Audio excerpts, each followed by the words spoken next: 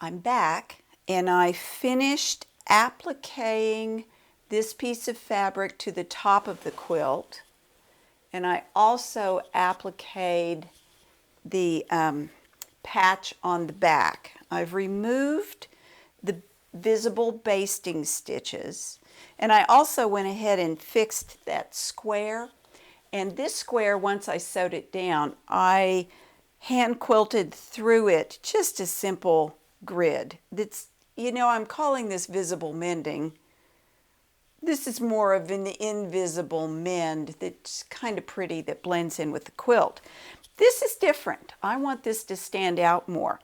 And sometimes when you do visible mending, you're adding a lot of embroidery and big stitches, but this is a quilt that's going to get used and washed, and the silly dogs will probably be on it again. And I don't want to do anything too tall and too above the surface of the quilt, because I don't want the dogs to gnaw it off.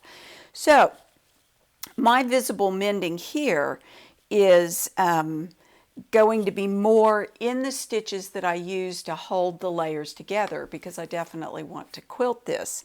And what I've decided to do is pretty much ignore what's on the back and quilt through it, and that will hold all of that in place.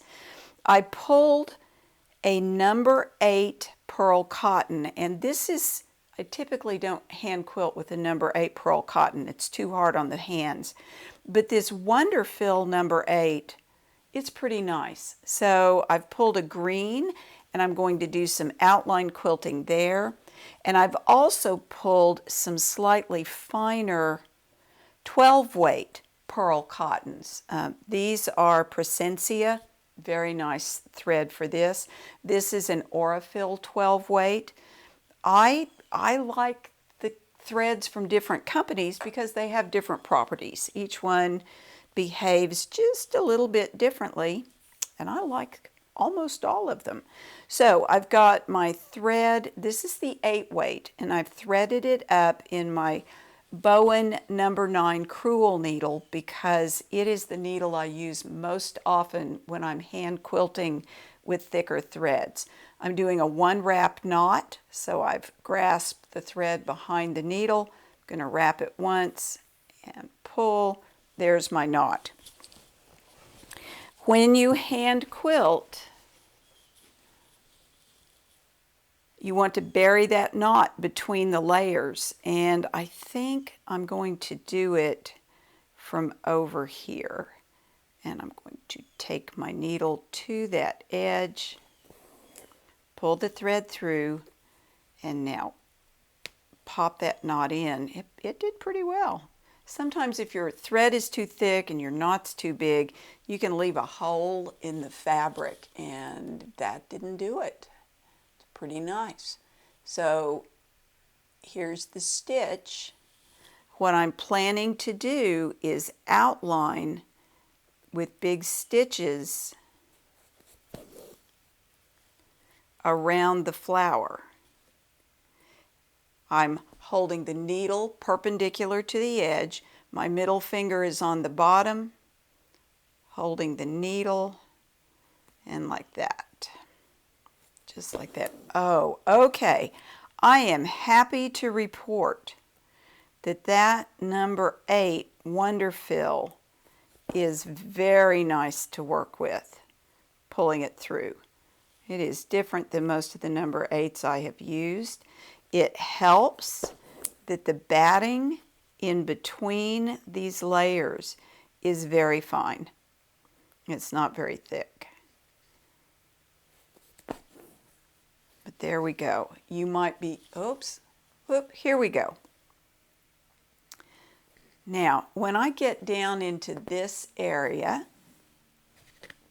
I'm going to stick and stab, because I want a little more control over where the stitches go.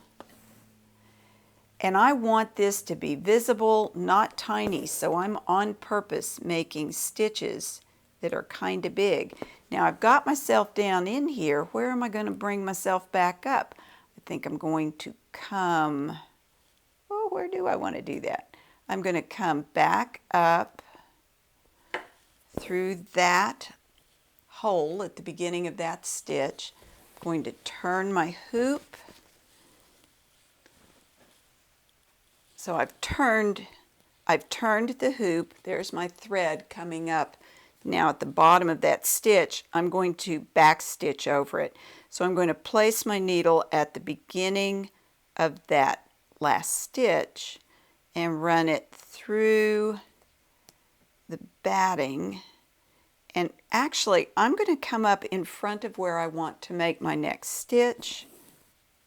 So there's nothing happening on the back. That's a thick stitch, but the reason I wanted to do this is so that I can go back a little ways and come forward. And yeah, it's going to make a slightly longer stitch on the back, but it will make a stitch on the back. I suppose I could have come up here and moved forward, and there would be a gap of a stitch there. That would have worked okay too. The main thing is plan your stitches so that they look nice on the front and that they look nice on the back. Here's the stitch. Place your needle straight through the layers. I've got a thimble where the dimples are here. You might have a thimble where the dimples are at the end of your finger, in which case you would be making this motion. I use this thimble because it's easier on my joints. My index finger is underneath the point of the needle. So right now the needle is balanced between the thimble and my lower fingertip. As I rock the needle back, I push up with the underneath finger, making a hill with my thumb to push the needle through with the thimble. Then you drop your lower finger, push the needle through with the thimble from above till you've gone about a stitch length. Then you rock the needle back, push up on the bottom, boom, there you go. And there's that. Now, since this is visible mending, think about what other marks you might want to make with the thread. I am accentuating the print. I could make little X's with my thread. I could do dashed lines. I could do random quilting stitches in here as background fill. I could alternate the colors. You can do anything you want, but for me, for this particular patch, what I want to do is accentuate the flower, because this is for Lorna, and Lorna will like the flower. And having that flower be pretty and the quilt be solidly patched and functional will make her very happy. And that's what I'm after. So when you have a disaster, a dog eating the quilt disaster, don't give up.